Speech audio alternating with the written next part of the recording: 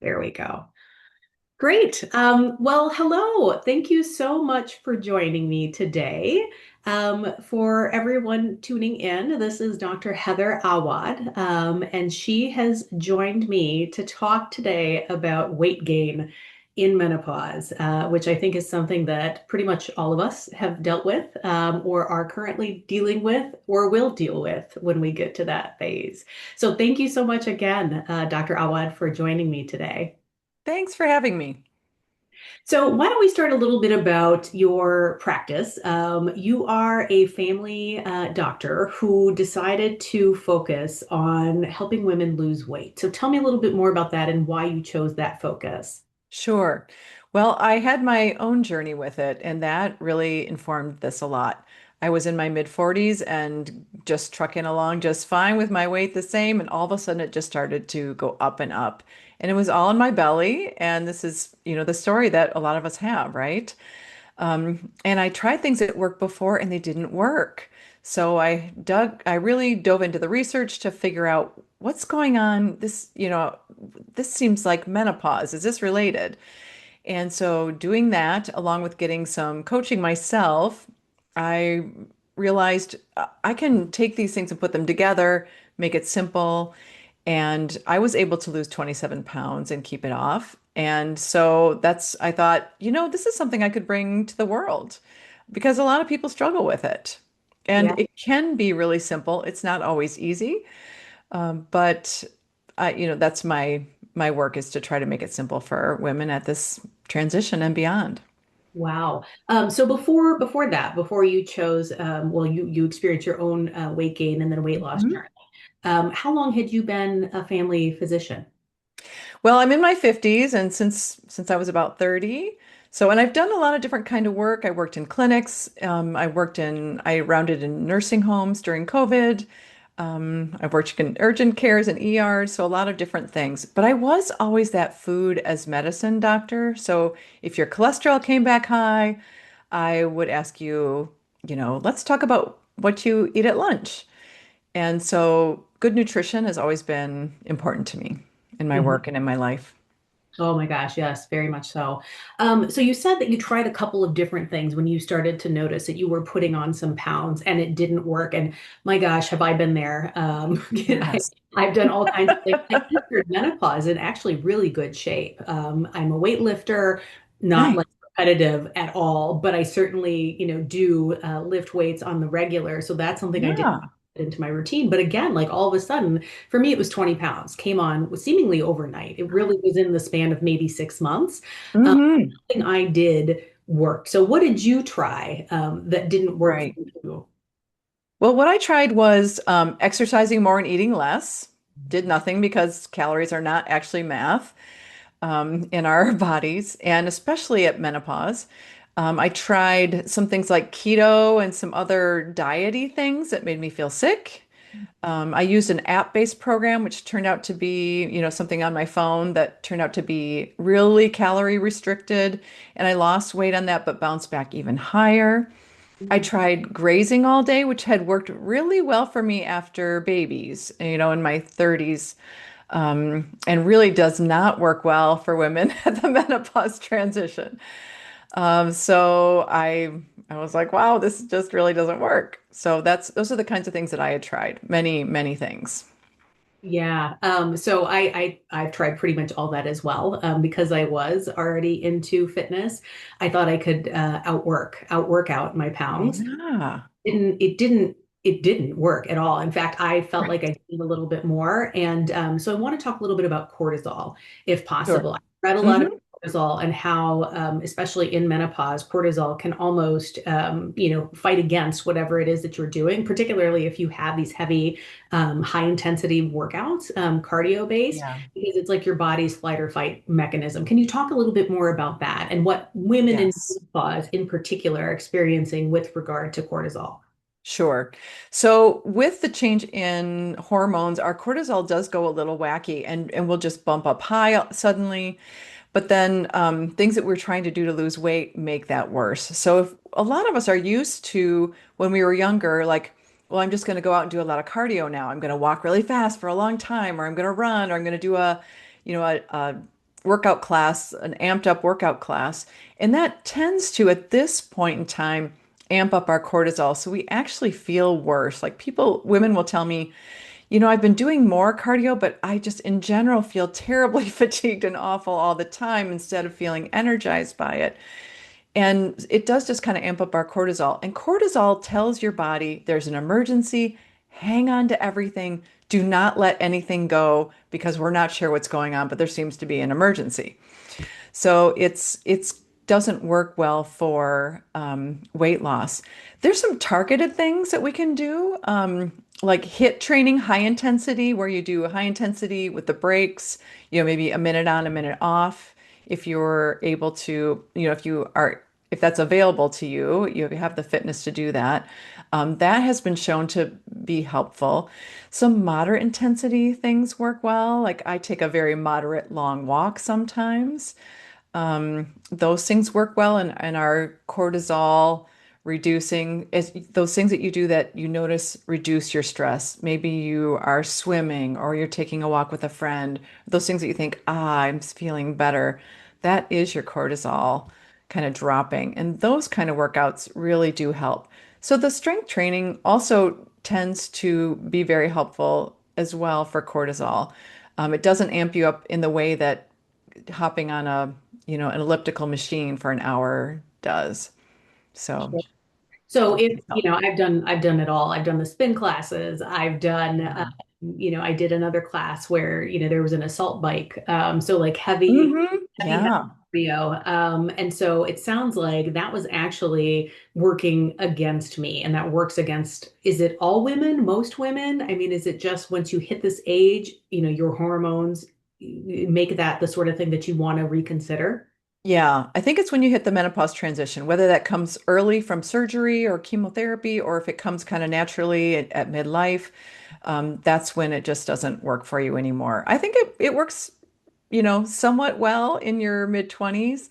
Not necessarily great for weight loss either at that time, but at this point, it really doesn't work that great anymore. So I want to talk about one more thing that you Mhm. said doesn't really work well in this phase of life, and then we'll move on to what does work and what did you do Yeah. to lose 27 pounds. And that is the calorie restriction. So, all of Yeah. us have tried a various number of diets. Most of them, do rely on some sort of calorie restriction, Hmm. unless, of course, you're talking keto and just kind of changing, what you eat.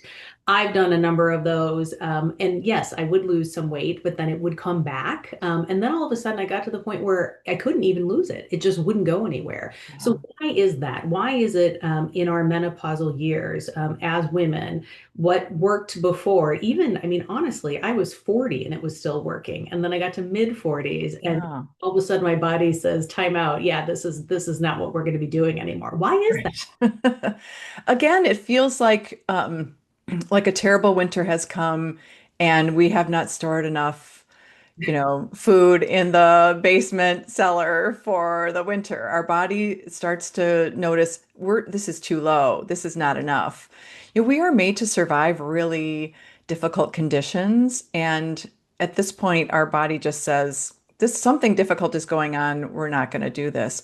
I do work with clients who come to me and they show me that they're eating 1,400 calories and they know the calorie of every food that they put in their mouth. And I have to talk them into eating more. And then they start to lose weight because our bodies are, like I said, if it's winter and we haven't stored enough food, our bodies will slow our metabolism. So when you really do a massive calorie restriction, it'll work a little at first, and then the body's like, slow it down. There's something wrong. We have to live and keep the body alive with the amount of calories we have. And so severe restriction really doesn't work well. And again, is that when the body says, okay, slow down, we need more calories, we need more food to survive this tough thing. Is the tough thing menopause? Is that really the differentiator? I would say it's the calorie restriction. Okay. And then everything, we're just more sensitive to everything now. So it seems like, well, it worked before, but it doesn't work now. But as you mentioned, it worked for a while and then you would gain it back. And that's the usual story. So severe calorie restriction works a little bit, works for a little while, Yeah. but isn't really a long-term weight loss solution. So then what does work? What is it that you did? Yes. You translate that into a program for clients. Sure. Well, what we want to do, which is very countercultural, is we want to really start prioritizing our meals again and get away from snacking. Mm, And I do get criticized for this. People say, "Oh, you're being a restrictor. Don't tell people not to snack." Well, snacking was became a thing for adults in the 1980s. And then the dietitian world started to say, "Well, let's have healthy snacks instead of chips."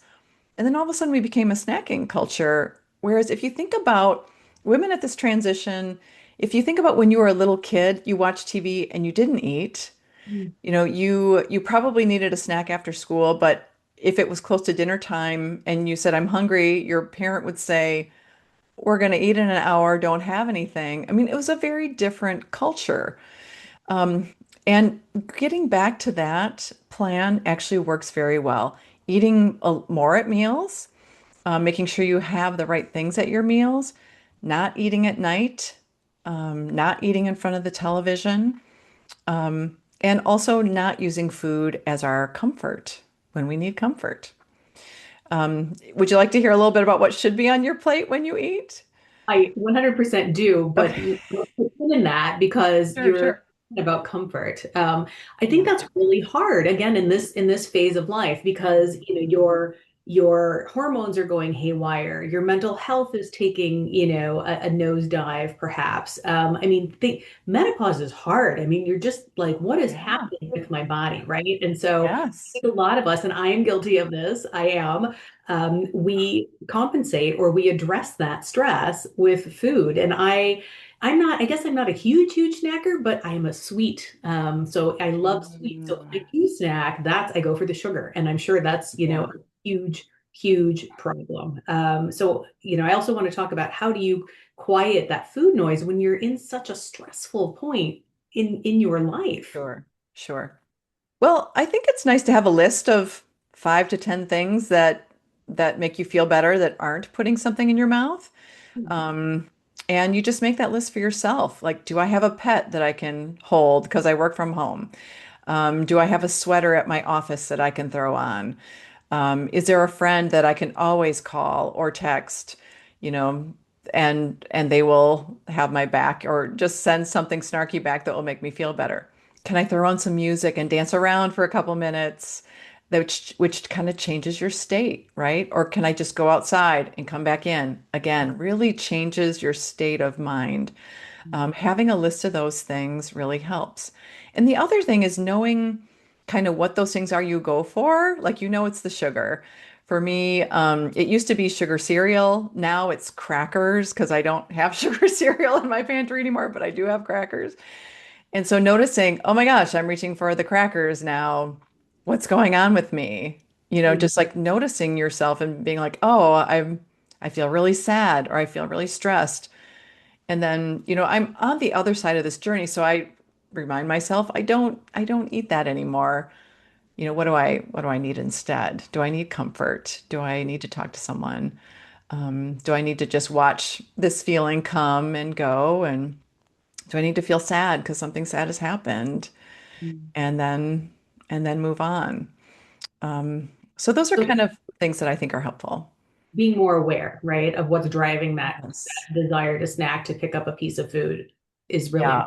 yeah, okay. Yeah. And people know too, like it's the sugar or it's the nuts in this certain cupboard. I mean, we repeat things. So you can Yeah. catch that. You can catch what it is. Yeah, for me, it's the cookie dough that I bought from my nieces who are in volleyball. They're fundraiser, and they're little tiny frozen balls of dough, and I don't even bake them. It's terrible. I go down and eat one of those, and Right, right, sometimes two. I'll be honest. right, right. I shouldn't. Um, let's talk about what should be on your plate. And if we could kind of go, is that every meal, or is it just, Yeah, the day? Walk us through that. sure. So every meal should have some protein and some vegetables or berries, so fiber, and some healthy fats. A lot of us also at this age have grown up with that fat phobia of the 80s. And even though it was debunked, it's hard to get away from because still in our heads we say fat has more calories than other things. And are we sure that it's going to be okay? But really, olive oil is proven to help you live longer. It causes no diseases. It helps you stay full longer so that you don't need to eat in between meals. So, trying to get over that idea that we can't have healthy fats.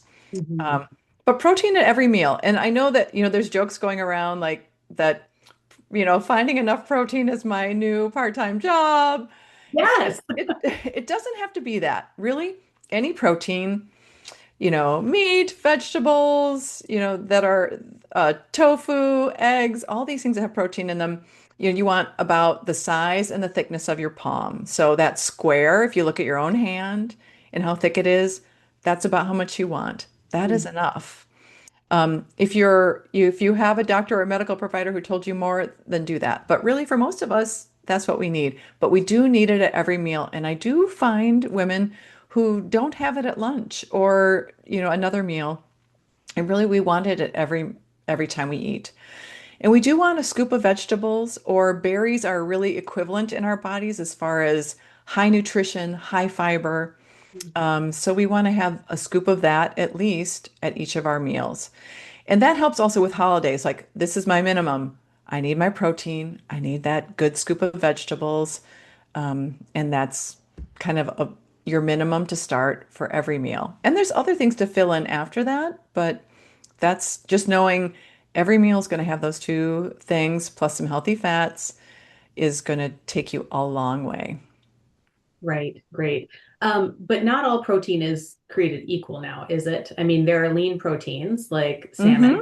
chicken, like fish, Right. generally. And then there's, 80%, ground beef. And so those two things are Right. not the same. Talk a little bit about that. Sure. Well, beef in general for the Mediterranean diet is once a month, which is very low compared to what we have. So Mhm. sometimes I will just recommend that you look at how many times do I have red meat or processed meat, like the salamis and pepperonis and deli meats? How often do I have those in my week? Can I back that off one step? Because those will help you lose weight, but they don't help you with your health goals long term. And when Mhm. we hit midlife, we start to look at our aunts and uncles and parents and think, oh, what's going to happen to me as we watch their health problems? So, reducing red meat and processed meats is going to help us with our health goals long term. So, just maybe looking at having some more of the other um, vegetarian meats, or like you said, poultry and fish are wonderful. And what about beans, right? Beans have some protein, Hmm. what they are, and things like quinoa, farro Yeah. have a bit of protein. Are those good substitutes then if you're not a meat eater? Because there are a lot of vegetarians and vegans as well. Yes, those are terrific. They really are. So beans, tofu, and tempeh are wonderful sources of protein. Lentils as well, when you're having a plant-based meal. And you're right, quinoa and farro have some in there as well. So they're a great whole grain to add to your meal because they will bump up your protein a little. Low-fat dairy also. Mhm. The Greek yogurt, cottage cheese is really having a moment. Those things will also be helpful. I love cottage cheese. I know it's a very polarizing, like my kid does not, no one in my family likes it. My kids Aw. particularly detest it. I think it's great. I think it's Me fantastic. too, me too. And then there's things you Um, can sprinkle on top that help too. Chia yeah. seeds, hemp hearts, flax meal, those things also add protein and crunch.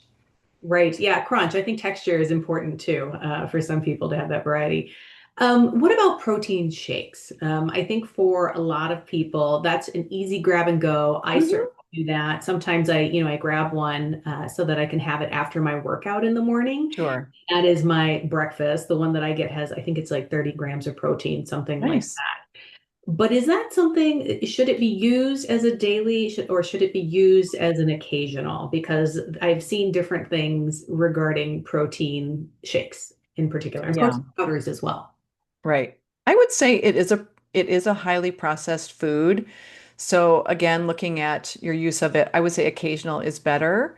Also look at if you're using something pre-made, what is there sugar in it? Because sugar also does not work as well for us at midlife and beyond, and we also want to kind of reduce our reliance on sugar. Um, so looking at that as well. So if you're making your own and you want to throw some protein powder in there, put some sweet fruits in there, blueberries, bananas, those things will make it likely that you don't need to add a syrup or a sweetener. Um, and then otherwise, if you're doing a grab and go, just take a look at it because sometimes we're shocked at, well, I really Yeah. like this one, but wow, I had no idea how much sugar was in there. Right, right, for sure. And then what about you were talking about sugar? So I have to Mhm. ask, alcohol. When Ah, I was first going through, or I first suspected that I was going through menopause, I did have a conversation with my OB, and I had started to put on these pounds, and I said, "What can I do?" mm, Right? I work out regularly.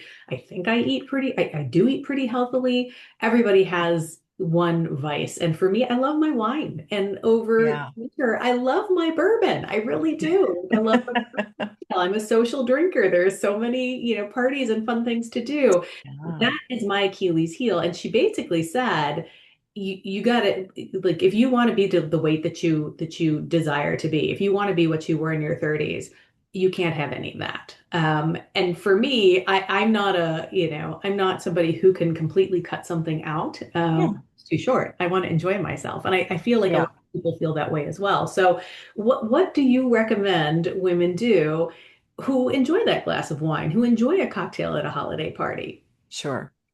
I would say take a look. It's a beautiful time at this transition to rethink your relationship with alcohol because some of us are also noticing that we're more sensitive to it, right? We're like, oh, I had a little bit of wine and now I have a headache. What's that? That never happened before.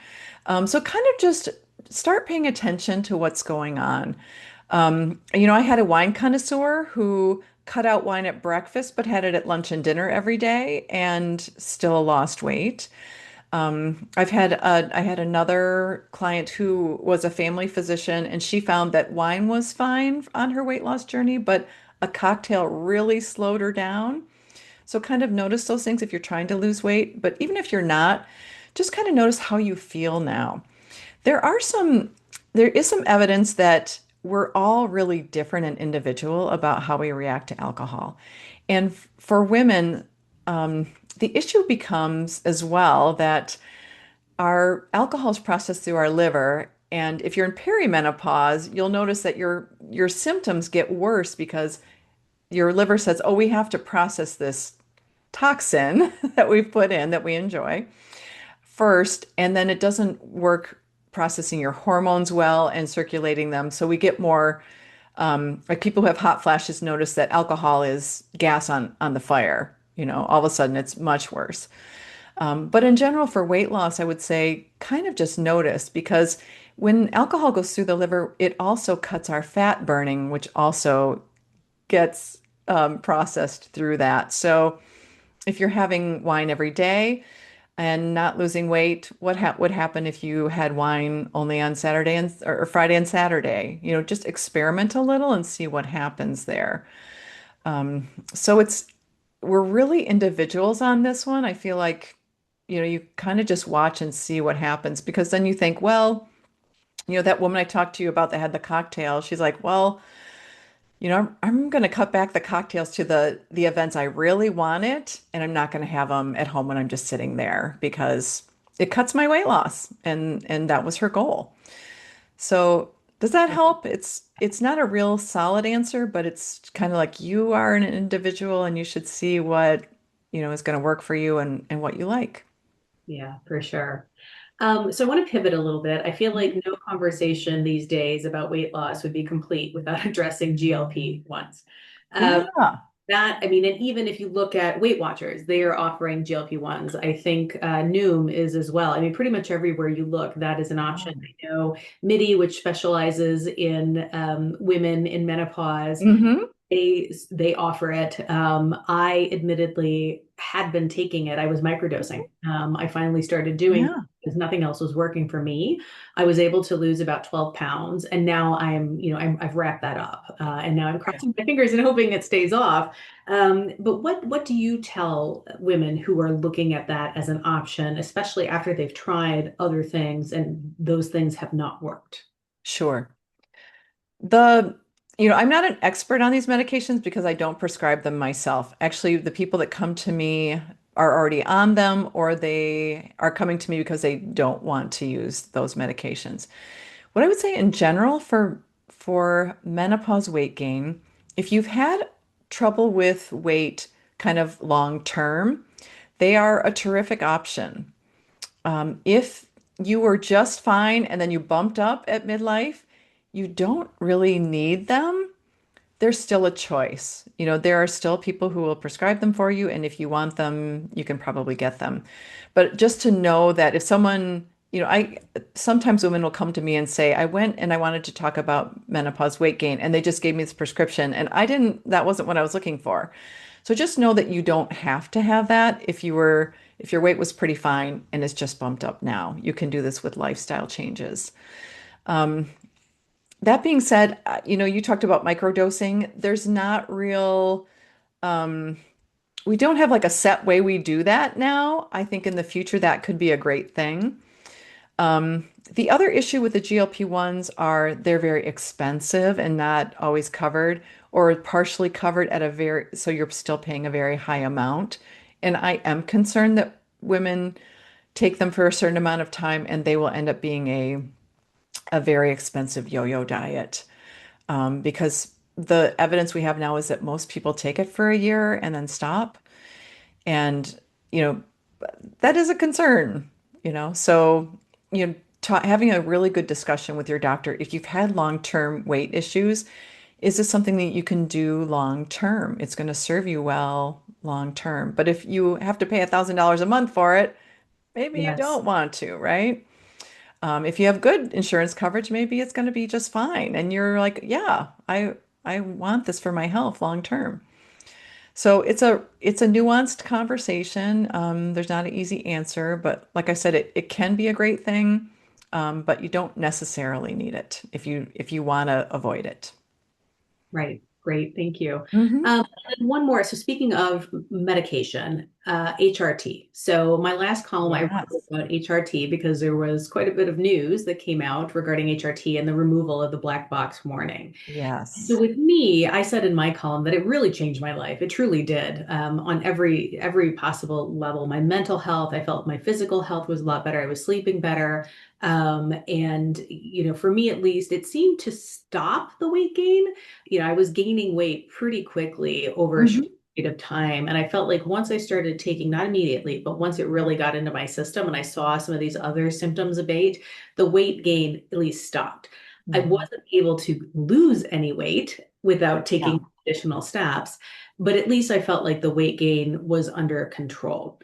What are your thoughts about HRT and menopausal weight gain? I've heard people also say that they felt like they gained weight when they started taking Yeah. HRT. Yeah. I think the jury's out a little bit, but when we look at large populations, it's weight neutral. So you have one experience, someone else has a different experience. I also love my menopause hormone therapy. It also changed my life. And there's, a lot of factors, right? Estrogen is throughout our body. When we use, when when we're using, something like a patch or a pill that goes throughout our bodies. So even things like if your sleep got better, that would Mhm. be helpful, right? For weight maintenance or weight loss. If you felt less stressed and on edge all the time, that would help with weight loss and weight maintenance. So those are, on the weight side, those are possible. It's funny, I haven't heard many people that have had weight gain, but I have heard a few. So it's, Yeah, but overall, when you look at large populations, it's weight neutral. So it's really hard to tell an individual what's going to happen for them. right. Yeah, absolutely. One last question. So I'd like Mhm. to recap a little bit and kind of put together a tips and tricks Yeah. for over the holidays for women going to those holiday parties, looking forward to having family. Yes. What would you tell them in terms of really practical, tactical things that they can do to get through, this next month or so? Right. I would say every event you go to, again, look for some protein and some vegetables. There was a joke online that Midwestern people don't eat vegetables at Thanksgiving. We want Snicker salad or something. I thought, okay, yeah, I hear that. But at every holiday, think about the things you want to have, but also have some protein and some vegetables. It's a good time in our life as well to think about not overeating in general.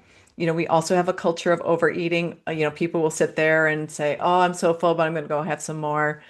Think about maybe that's something you can start to walk away from. So, go to the meal, have the protein and the vegetables and the sides that you love, have a piece of dessert. I've stopped having three pieces of pie at the holiday. Now I have one piece of pie at the holiday. And I still have a, beautiful, lovely life. Remembering when we go to events that we're mostly there to see the other people and spend time with them, so that also helps us think about what am I really here for? And so the importance of the food knocks down a couple notches, which I think is helpful. And then our bodies are really flexible. So if you have a day where it goes terrible, if you the next day just kind of eat healthy foods and eat your meals, your body is actually going to just work that all out so that you don't gain weight. But a lot of times we'll go to a meal or we'll have a Thanksgiving day where we just eat like crazy, and the next day we notice we've gone up a couple pounds, and then we just kind of let it all ride and overeat and eat junk food and sugar. And that's what gets us into trouble over the holidays. Just have your day and then move on. Be compassionate with yourself. Wow, of course I overate at Thanksgiving this year. That happens sometimes. But now it's Friday and I'm just going to have a regular lunch because it's midday. The other trick, which works for all of menopause weight loss, is to eat a savory breakfast. Hmm. If you are a breakfast eater, get all the sugar and sweeteners out of breakfast. And it's the one restriction thing I do say. I'm like, break up with your sweet coffee creamer. Try it for a week with something else, with plain cream, and see if you still love your life, because it makes actually a huge difference for menopause weight loss is having a savory breakfast. So tell me why. Why is it? I've never heard that. So this is so fascinating. I did Yeah. have savory breakfast this morning. I had my, All right. yes, if you consider protein bagel and my eggs and a little bit. Okay. That's what I had this morning. Yeah. Yeah. Wonderful. So weirdly, when you have sugar at breakfast, it dysregulates your blood sugar all day. So if you Huh. eat the same thing for lunch and the same thing for dinner on Monday and Tuesday, but you have a sweet breakfast one day and a savory breakfast the next day, the sweet breakfast day, your blood sugar will be higher all day. And we're dealing with some insulin resistance, which relates to our blood sugar. And this is one of the reasons why we want to eat meals and not snacks so that we can have some quiet time with our digestive system in between. And so when we have a sweet breakfast, we've you haven't wrecked your whole day, but you have affected your whole day. Lunch, you will have higher blood sugar. Things will go up and down, so that you don't feel as well. So having a savory breakfast gives you a nice normal blood sugar curve for a meal, and it will make lunch and dinner also the same. If you fast and your midday meal is your first meal, that should be a savory meal. That first meal after your overnight of not eating is really important to keep the sugar and syrups out of that one. Wow. I've never heard that. I'm going to implement that immediately. I'm going to starting today, and then we'll do it the rest of Yeah. the week. I can't wait to see what impact it has. Well, this has been great. Thank you so much for all of your insight and your tips and tricks. I greatly appreciate it, and I'm sure you and I will be speaking again. Yeah, thanks. I love talking about this, so thanks for having me. Absolutely. Thank you.